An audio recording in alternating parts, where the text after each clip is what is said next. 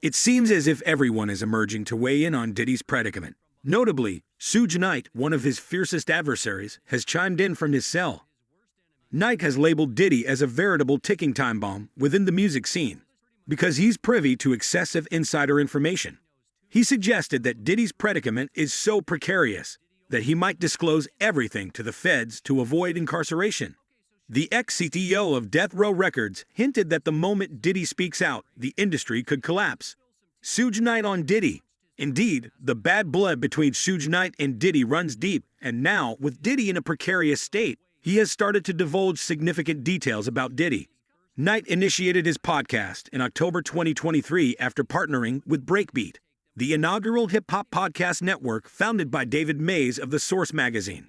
Broadcasting from California State Prison, where he is serving a 28-year sentence for voluntary manslaughter, Knight's voice has reached the world. Although Suge's allegations seem plausible, they should be taken with a grain of caution. Analyzing Diddy's situation, it's clear that two potential outcomes could drastically reshape the entertainment industry. One scenario could see Diddy emerge unscathed, with another party bearing the brunt. Alternatively, Diddy might confront the consequences of his actions and potentially face life imprisonment. As the industry speculates on these two scenarios, Suge is convinced that Diddy will end up incarcerated. In a recent podcast episode, he explicitly warned his longtime foe, stating, "Listen, Puffy, your life hangs in the balance because you're in the know about the clandestine operations. What do you know about the little secret?" Knight asserted that Diddy is at risk from the higher-ups due to his extensive knowledge of their covert plans. The animosity between Suge and Diddy resurfaced in 2023 when a lawsuit by Cassie Ventura reignited their feud. Ventura's lawsuit accused Combs of aggression, claiming he once pursued Suge with a weapon. While Suge occasionally mocked Combs in his broadcasts, he expressed concern for the predicament of the founder of Bad Boy Records, even offering prayers for Combs' children. Knight encouraged Diddy to surrender to the authorities, reflecting on his own decision to turn himself in after a fatal hit-and-run in 2015. He remarked, "I turned myself in. Sometimes facing the music is the only way forward." Suge also offered Diddy candid advice on surviving prison, should it come to that, discussing the infamous humiliation rituals within the industry. He advised Diddy, "In prison, you'll have to choose how you stand at the urinal. Will you stand or squat? It's a decision that could define your prison experience."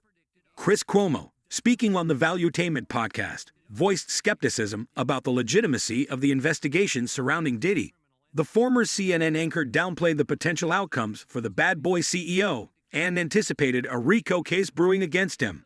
Cuomo elucidated that a RICO case typically targets the peripheral activities linked to a central criminal enterprise. He elaborated, "Starting from the bottom in such cases is typical.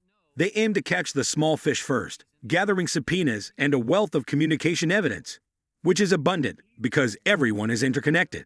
With this information, they plan their raids and subsequent arrests. It appears the elites are intent on incarcerating Diddy by any means necessary." Despite seeming safe, Diddy is profoundly vulnerable because of his deep-seated knowledge. Unbeknownst to many, this implicates entities in the industry that are considered too integral to fail, entities that are pillars supporting major corporations. Knight has courageously speculated whether Diddy, with his vast influence and networks, is indeed one of these too-big-to-fail entities, or if there are even more powerful figures at play. He suggested that Diddy's outspoken criticisms against systemic racism might have marked him for retribution. Knight's insights into the music industry's internal mechanics emphasized the critical need for artists and insiders to navigate carefully through the maze of external and hidden pressures. The death of Tupac and Diddy's alleged involvement had long been dismissed as mere speculation until significant claims surfaced. It's been suggested that Diddy may have had a role in Tupac's demise, having potentially gained from the tragedy. Notably, gangster Keef D, indicted by a Las Vegas jury for his part in Tupac's murder, accused Diddy of setting a $10 million bounty on Tupac. For years, Keef D discussed his involvement publicly, but only recently faced consequences when he inadvertently confessed to being in the vehicle during the fatal shooting. In a 2008 immunity deal with Los Angeles police concerning a PCP ring, Keef D disclosed details, which former detective Greg Kading later documented in a 2011 book. Keef D admitted his nephew, Orlando Baby Lane Anderson, was the shooter, claiming he would have taken the shot himself had they been on his side of the car. This narrative has been crucial, as Suge Knight was often blamed for Tupac's death. However, Knight was among the first to insinuate Diddy's knowledge of the true culprits. On his podcast, Knight even suggested Biggie's death was a direct result of Tupac's, from which Diddy also profited. Industry whistleblower Jaguar Wright supported these claims, suggesting that an upcoming trial might force Diddy to confess his part in these events. The PPD trial could compel Sean Combs to confront truths he has long evaded, she remarked. According to Suge, Diddy received millions following the deaths of these iconic figures. Sources assert that Diddy was consistently backed by influential figures who, unable to control Biggie and Tupac, supposedly extended their support to him. Once the dirty work was completed, lucrative record deals, initially unsuccessful, eventually cemented Diddy's prominence in the industry. Rumors hint that Lucian Grange of Universal Music Group might have orchestrated these agreements. After Rodney Jones accused Diddy of misconduct, Grange's legal team vehemently denied these claims, branding them as offensively false.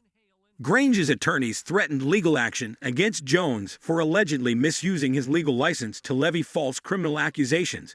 Practicing law is a privilege, stated Donald Zurin, Grange's lawyer, hinting at possible sanctions against Jones for his unfounded allegations. There's speculation that this wasn't Diddy's only use of financial leverage to sideline rivals. Before his own legal troubles, Jaguar Wright pointed out Diddy's remarkable resilience compared to other Uptown Records founders who met untimely or unfortunate ends. Only Diddy and Al B. Shore remain unscathed, which is quite curious, she observed, highlighting the mysterious fates of those who had begun documenting their life stories, narratives that would inevitably involve Diddy. Further compounding Diddy's notorious reputation, Suge claimed Diddy's abusive behavior towards Cassie and his longtime assistant Capricorn was well known within industry circles. Suge lauded Cassie's tact in her legal battle against Diddy, managing to secure a settlement while sparing herself from deeper controversies. Reggie Wright Jr. also weighed in, suggesting that the establishment that once supported Diddy was now orchestrating his downfall, seeing him as a liability after attracting federal attention. The same power structures that propped up Diddy are now seeking to dismantle him, he stated. Skeptics argue that Diddy, much like Kanye, might be the architect of his own downfall, having let fame cloud his judgment. Diddy might appear a mogul, but he's more figurehead than power broker in the industry. Noted a critic named Diego, hinting that Diddy's influence might be more superficial than substantial. Recently, Diddy's properties in Miami and Los Angeles were raided by Homeland Security, stirring widespread speculation about his involvement in serious criminal activities. His lawyer, Aaron Dyer, contested the narrative, decrying the aggressive nature of the raids and insisting on Diddy's innocence despite the swirling allegations. Amid these developments, insiders close to Diddy have reportedly begun securing legal representation, anticipating further investigations. Former federal prosecutor Nadia Shihada speculated on the breadth of the inquiry. They're casting a wide net, likely involving many within Diddy's immediate and professional circle. In a particularly damning lawsuit, Lil Rod's testimony and provided recordings suggest Diddy boasted about his coercive tactics in business and personal dealings, implicating himself in numerous unethical behaviors. This case, alongside another alleging financial negligence concerning a failed event set up by Raven PMG, paints a portrait of a man deeply entangled in legal and moral conflicts. As the situation unfolds, the industry watches closely, with Diddy at the center of a storm that threatens to redefine his legacy and the landscapes of power within music's upper echelons.